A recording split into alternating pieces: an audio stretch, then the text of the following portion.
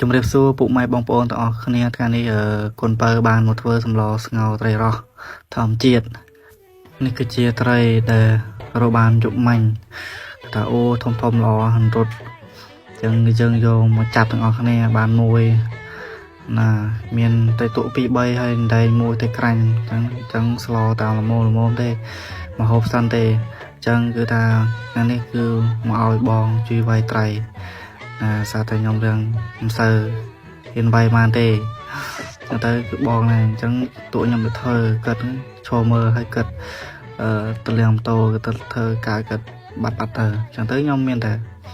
ធ្វើត្រីស្លោតែឯងតែម្ដងនៅប្រពេលអាចត្រីឬក៏ស្កាត្រីអីក្បាលត្រីអីគឺថាយកអត់មិនក្បាលទេអាចត្រីយកមកឲ្យកាធាបើថាធ្វើត្រីអីគឺតែយកមកឲ្យកាធាស៊ីអញ្ចឹងគឺយើងយកមកលាងទាំងអស់គ្នាច្បាច់អំបិលក៏បានដើម្បីកាត់ចិត្តឆ្អាបឬក៏តាមទីសាសនាដែលយើងអាចធ្វើកុំឲ្យវាឆ្អាបចឹងណាហ្នឹងហើយអញ្ចឹងយើងហាន់ត្រីចកងមកល្មមមកព្រោះនៅក្នុងផ្ទះហ្នឹងគឺមានច្រើនអ្នកដែរអញ្ចឹងដាក់ស្លធំតិចអញ្ចឹងពេលយើងហាន់ហើយយើងមកដុតភ្លើងដើម្បីដាក់ដាំទឹកឲ្យពុះសិនដល់ពេលហ្នឹងយើងមកកាត់បន្លែនេះយើងកាត់បន្លែស្ពៃគឺថាស្ពៃរបស់យើងគឺថាខៀវល្មិតតែម្ដងបៃតងតែម្ដងហ្នឹងគឺថាហូបទៅមានសុខភាពល្អបែកញើសទៅឆ្ងាញ់តែម្ដងអញ្ចឹងយើងដំខ្ទឹមទៅដល់ពេលទឹកពុះហើយគឺយើងយកទៅដាក់ដើម្បីឲ្យបង្កើតរសជាតិឈ្ងុយសិនហ្នឹងហើយយើងបកមកយើងដាក់ក្នុងទឹកពុះសិនមកបន្ទាប់មកគឺថាយើងមកលាងត្រីតែហាន់រួចគឺថាមានបោះពិសេសគឺណែអាហ្នឹងមិនស្អីទេអាហ្នឹងស្រាចិនមិញអាហ្នឹងជាតិអាល់កុល55ជាតិអាល់កុល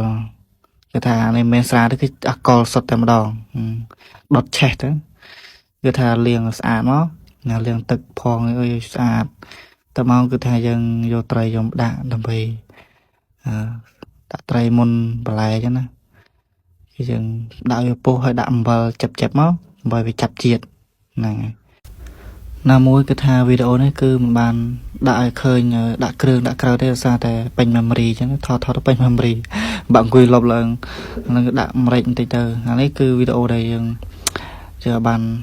ដាក់គ្រឿងទេគឺថាដាក់បន្លែសុទ្ធតែម្ដងដោយសារតែវីដេអូវាពេញអញ្ចឹងយើងមកភក់រសជាតិតែម្ដង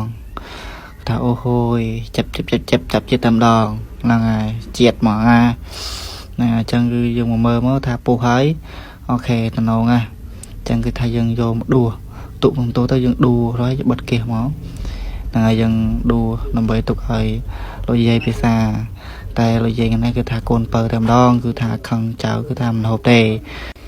ចឹងមានតែចៅទេគឺថាច្រើនណាស់ចៅច្រើនលោពេញផ្ទះចឹងវីដេអូមានតែប៉ុណ្ណឹងគឺថាសូមអរគុណពីស្នាដៃកូនបើ